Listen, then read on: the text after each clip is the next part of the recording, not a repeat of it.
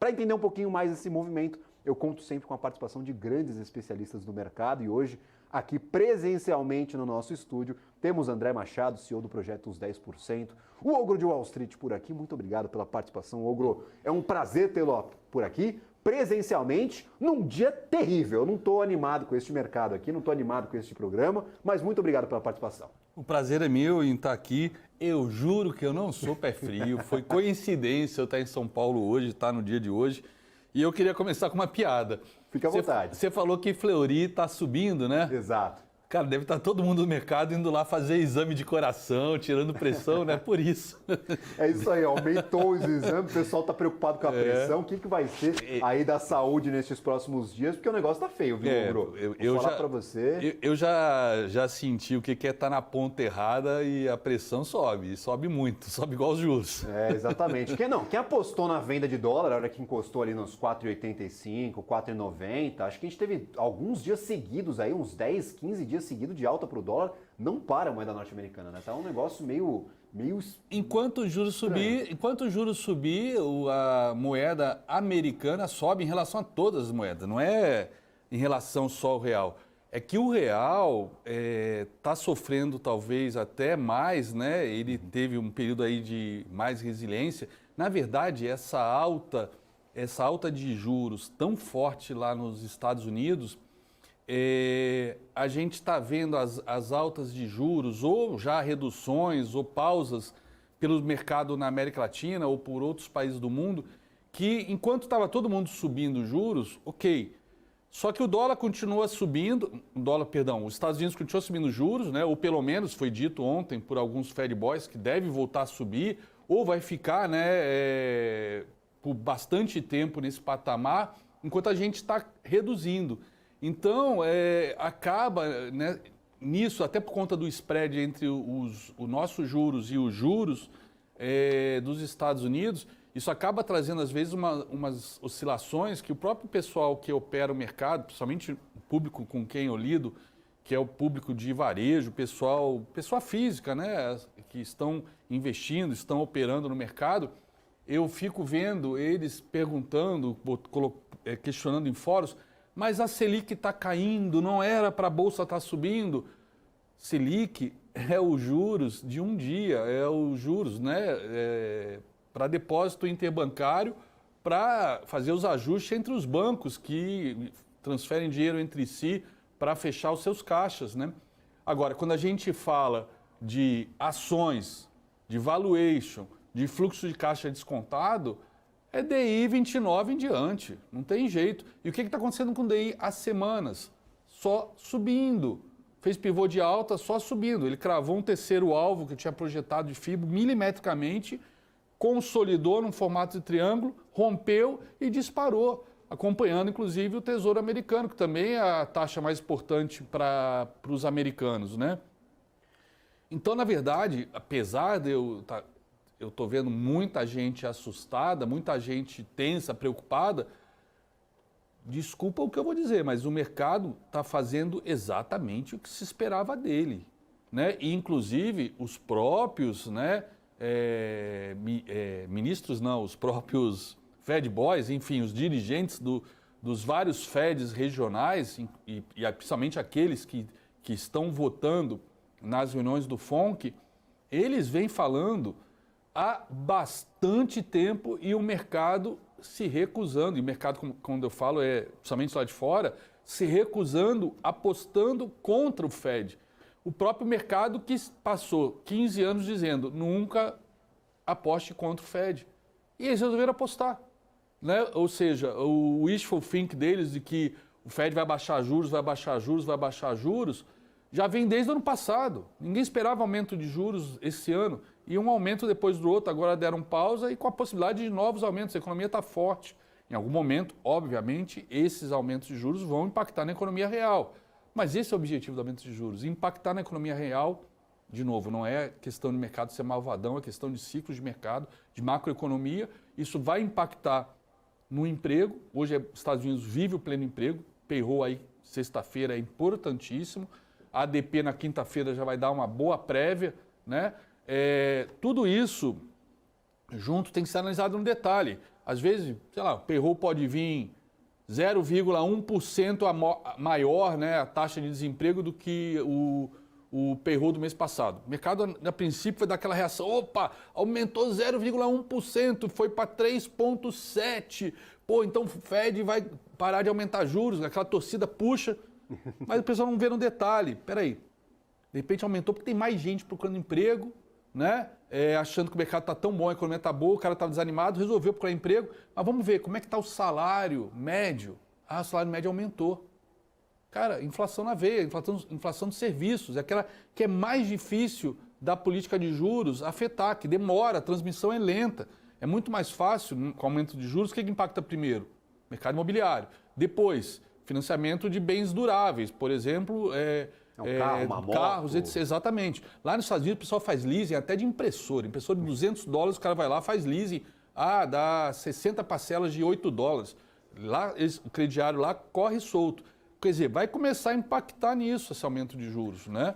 Mas o pessoal hoje nega. Não, e já tem aqui o André, eu estou vendo pela ferramenta do CME Group, nós temos o Fed Watch, eles monitoram ali as expectativas do mercado para a taxa de juros, para as próximas reuniões. Nós temos uma reunião do Fed em novembro, dia 1º.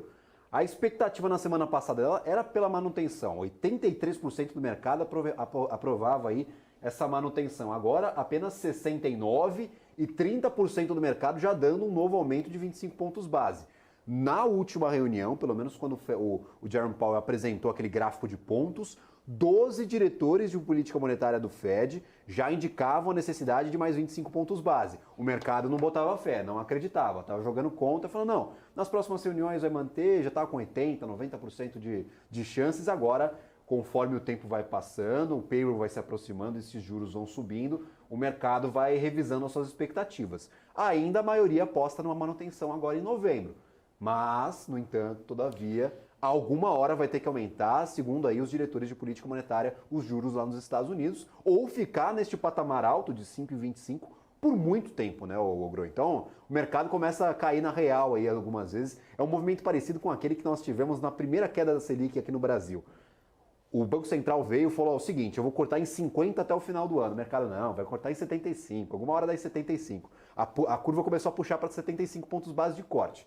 Só que esse corte não veio, o Banco Central continuou falando a mesma coisa e agora o mercado parece que caiu na real. Então, às vezes o mercado é meio teimoso, né, Ogro? A gente tem que entender, às vezes, essa teimosia do mercado para conseguir operar e aproveitar a oportunidade também, né? Eu nesses 21 anos de mercado, eu sempre vi o mercado, né? Eu acho que todo mundo, né? Sempre viu ele como aquela entidade onisciente, onipresente, que sabe tudo. Só que foram 15 anos de anabolizante. As pessoas perderam a noção dos ciclos de mercado, da importância deles. Pior, perderam a noção da história, de como o mercado funcionou ao longo das últimas décadas, né? Pelo menos desde a Segunda Guerra Mundial, com a dominância, né, inconteste dos Estados Unidos no cenário financeiro, que já vinha, na verdade, desde o final do século XIX, principalmente depois da Primeira Guerra Mundial, os anos 20, aí, o crash de 29, né, que arrastou o mundo inteiro para o buraco, antecipou a Segunda Guerra. Não importa, da Segunda Guerra para cá, os ciclos vêm sendo muito claros de aumento de juros, aumento de commodities, queda de bolsa, alta de bolsa, enfim. E nos últimos 15 anos, eu ouvi pessoas do mercado dizendo, caiu, comprou. Agora é a nova realidade, caiu, comprou. Só que é uma realidade que não se sustenta ad eternum, a menos que realmente tenham descobrido a pedra filosofal, transformar chumbo em ouro. O mercado passa por ciclos, e nesses ciclos empresas que não são boas quebram, somem, novas empresas surgem, fortunas são feitas quando se compra na bacia das almas boas empresas que pagam bons dividendos, enquanto muitos ficam caçando aquele papel para dar 100%, 200%, 300% de alta. Depois que o mercado atinge fundo e virar, as empresas sobreviventes muito descontadas, impactadas por juros, realmente, né, papéis que sofreram 90% de queda, tem que subir 900% para se recuperar. Agora, o ponto não se pode lutar contra o Fed. Você falou que estava 69, a agora última 69, aposta para novembro. A última vez que eu olhei estava 75, então já caiu para 69. E para semana passada, dia 26, 83%. Isso, eu tinha visto 85, depois 75, agora 69. Agora, para novembro, isso é novembro, dezembro já tinha 40% apostando em alta em dezembro. Agora provavelmente deve estar até mais do que isso. 40% ainda. 40% ainda? Cravado agora 40%, 53% para manutenção. Nós temos praticamente um empate técnico aí, né, entre manutenção e expectativa de aumento, novo aumento de 25 pontos básicos para a taxa. Só que o mercado esqueceu que o Fed ele está drivado por dados. Só que são dados mais macros, genérico, sei lá, média móvel, tendência. Uhum. O pessoal pega um dado naquele dia e fala, agora é fundo. Não, agora o Fed não vai aumentar. Ou seja, cara, os grandes traders e investidores estão fazendo coisa que eu só vi pessoa física fazendo, estão apostando. É surreal. Só que, aí que tá, ninguém consegue manter essas apostas, né, por muito tempo. Vide aí o volume ridículo que a Bolsa está tendo, né? Isso significa que até para apostar o dinheiro está acabando, né? Porque em algum momento você tem que bancar o prejuízo, estopar a operação, né? E aí, André, por exemplo, com esse volume tão baixo, eu venho me surpreendendo com o volume do Ibov há algumas semanas. Eu sempre venho dando dados menores aqui para o volume de negociação do nosso Bovespa. Essa semana é campeã. Parece que o pessoal tirou o dinheiro da bancada, não quer mais negociar. Ontem 11 bi é ridículo, é negócio de feriado isso aqui. Quando tem feriado nos Estados Unidos, quando tem feriado alongado. Volume de quarta-feira de cinzas, né? Quarta-feira de cinzas, que só começa depois do meio-dia. É volume de quarta-feira de cinzas. Você enxerga alguma coisa acontecendo? É realmente esse receio geral? Tá todo mundo indo para os Estados Unidos? Não tem gente colocando dinheiro na banca? Como é que tá? O que está acontecendo com este volume? E o quão difícil fica para quem está na ponta, ali na mesa, para o investidor pessoa física, quem está nos assistindo neste momento, tomar uma decisão neste cenário? Porque é aquele negócio, a ausência de volume muitas vezes dá um certo dificultador na hora de tomar uma decisão, né, André? O que eu vejo, né, olhando os gráficos, e eu realmente acredito que o preço desconta tudo, hoje o Ibov acabou de fazer, né, ainda há pouco, acabou de fazer a mínima exatamente no fundo de agosto.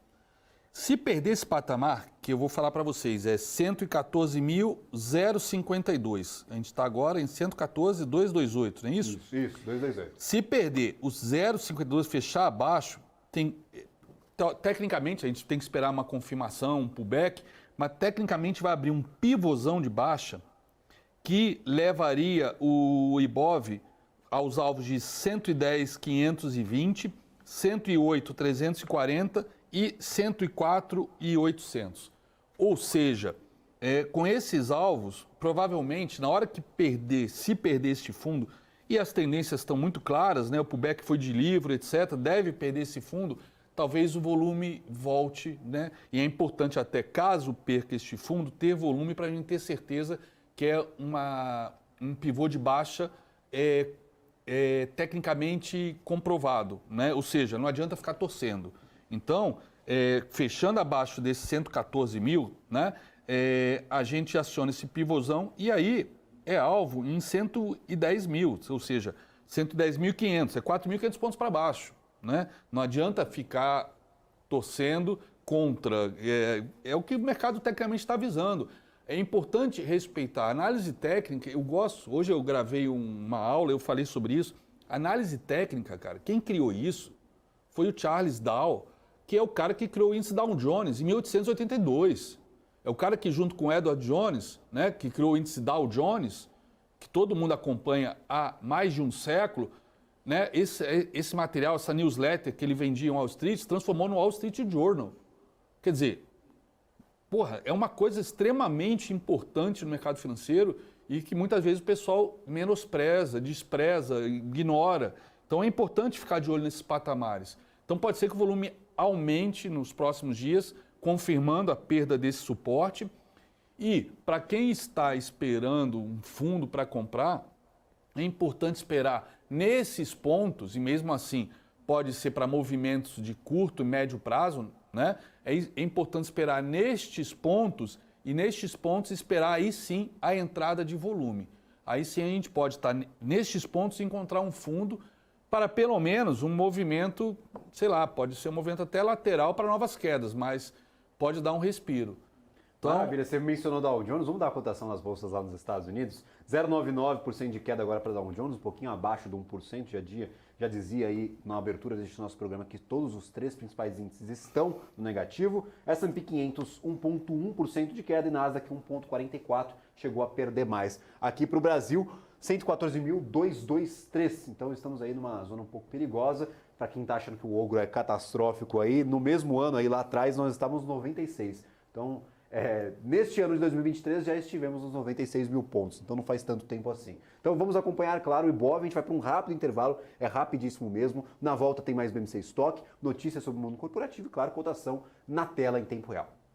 Estamos de volta aqui ao BMC Stock, atualização em tempo real. Falávamos sobre o juro norte-americano no bloco passado, inclusive é uma atualização aqui, nós chegamos a encostar com a T10 em 4,79 de rentabilidade de yield, agora um pouquinho abaixo, 4,787. Cotação integral da yield para os títulos de dívida de 10 anos lá nos Estados Unidos. Isso pressiona muito o mercado de renda fixa, de juros, em todo o planeta, não, claro, exceção aqui ao Brasil. Então temos sim um movimento apertado para os juros, continuando essa subida que já víamos alguns dias atrás, continuando a subida de ontem, inclusive. Os DIs mais curtos, com pouca volatilidade, como é natural aí para esses DIs de 2023 e 2024, mas quando nós descemos lá para 2029 até 2033, os títulos de 10 anos aqui sobem 1,69%. Então, de 2029 para baixo, mais de 1,5% de alta no dia de hoje. 2029 encostando aqui, ó, nos 11,68. 11,68 a rentabilidade aqui dos títulos para 2029. Ô Gro, para Treasury norte-americana de T10, eu sei que você tem algumas projeções.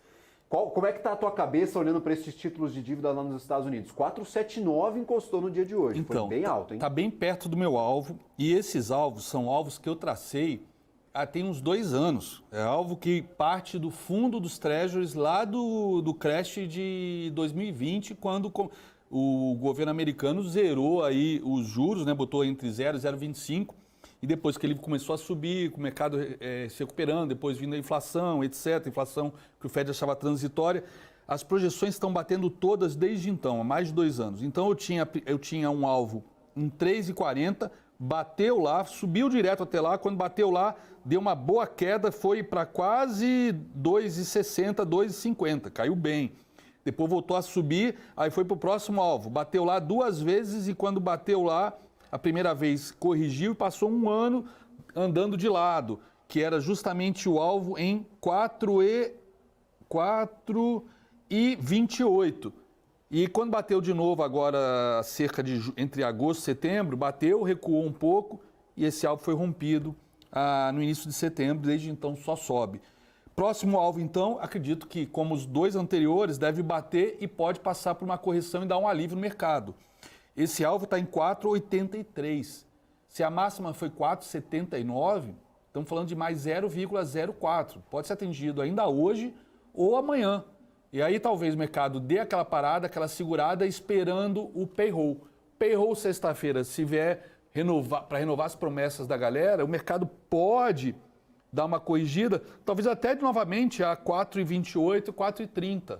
Então, só que tem que tomar cuidado o seguinte, de repente 4,83 vai ser o pico. Vai ser o pico desse movimento dos yields de 10 anos e pode ser que a partir daí tudo mude.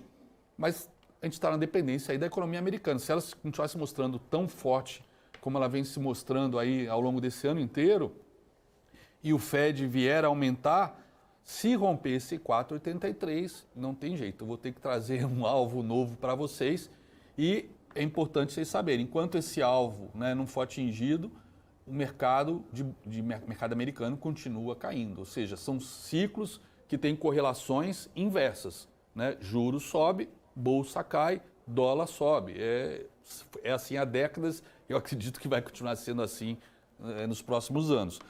Lembrando que não necessariamente, e claro, isso ajuda bastante a segurar o nosso DI, até por questão de spread, até por questão de correlações, juros americanos com juros brasileiros, dólar americano com o nosso dólar real, né, o DXY no caso, né, que é o dólar contra todas as moedas desenvolvidas.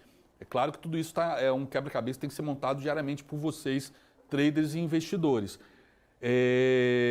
Então, temos que acompanhar. Mas esses alvos são muito técnicos e esse é o gráfico simplesmente mais importante de todos. Então, obviamente, deve impactar no DI 29 e outros DIs mais longos, né, que é o que é utilizado para precificar aí o mercado de ações, fazer valuation, fluxo de caixa descontado, etc. Mas a gente tem também, né, como tempestade sempre, no nosso caso, acaba sendo perfeita, a gente tem toda essa questão fiscal aí, né, o governo correndo igual barata tonta atrás de receita para conseguir o déficit fiscal zero ano que vem, até que em algum momento, o governo talvez, né, apesar do time da economia, do Ministério da Fazenda não ter dado o braço a torcer ainda, até que em algum momento eles vão arregar e vão ter que talvez dizer, olha, não vamos conseguir os 168 bilhões para o ano que vem, vamos ter déficit mais uma vez, etc. Então, essas notícias também, né, cada vez que surge esse tipo de boato, esse tipo de intenção, talvez o pessoal, talvez não seja nem boato, seja balão de ensaio, o time de economia nega, mas alguém vai lá e fala, vamos estudar o aumento da meta de inflação, estamos vendo a possibilidade de ter déficit negativo, etc., déficit zero só em 25, pode ser balão de ensaio do próprio governo. O fato é, os dados mostram aí, a receita do governo federal caiu drasticamente no último mês, né? Então não é só os juros americanos que acaba pressionando aqui a nossa bolsa, tem toda essa questão fiscal que impacta o DI, que por sua vez impacta o nosso dólar e impacta a nossa bolsa. Lembrando, o último comunicado do Copom, André, nós tivemos duas adições. A gente pode colocar como assim, a fiscal e também o cenário externo. Nós não comentávamos nem fiscal nem cenário externo. Agora o Comitê de Política Monetária, já com os novos membros, com os novos diretores, adicionou essa menção ao cenário fiscal, o mercado preocupado com o atingimento das metas fiscais para o ano que vem. A Fazenda está praticamente passando chapéus para descobrir de onde é que vai tirar a receita. E também essa questão da economia chinesa, que teve algumas previsões já rebaixadas nesta semana, algumas grandes casas, inclusive, rebaixando a projeção de crescimento para a China de 2023 e 2024. E também nos Estados Unidos, nós temos problemas com juros, com inflação e esse destino do que será, claro, o mercado de trabalho norte-americano. Vamos continuar acompanhando e, claro, eu gostaria de agradecer imensamente a participação no dia de hoje. Muito obrigado, viu, André? Sempre um prazer lhe receber por aqui, ainda mais presencialmente na sede da BMC News. Ainda mais quando o mercado está agitado. Não estou torcendo nem para cima nem para baixo, mas quando tem bastante coisa para a gente comentar, fazer uma análise um pouco mais extensa, é sempre um prazer lhe receber e, claro, convido todo mundo aí a conhecer o teu trabalho também. Bom, o prazer é todo meu, é um prazer estar aqui, adoro, me sinto em casa e eu não torço nem para o mercado ir para cima nem para baixo. O que eu torço sempre é para eu estar na ponta certa e é isso que eu torço para que vocês façam. Estejam na ponta certa sempre, não importa se é para cima ou se é para baixo, tá bom? Maravilha. Boa sorte para vocês, galera. Maravilha, André Machado, CEO do projeto Os 10%, sempre um querido aqui na programação da BMC News e, claro, vamos contar com a participação dele sempre trazendo os principais destaques.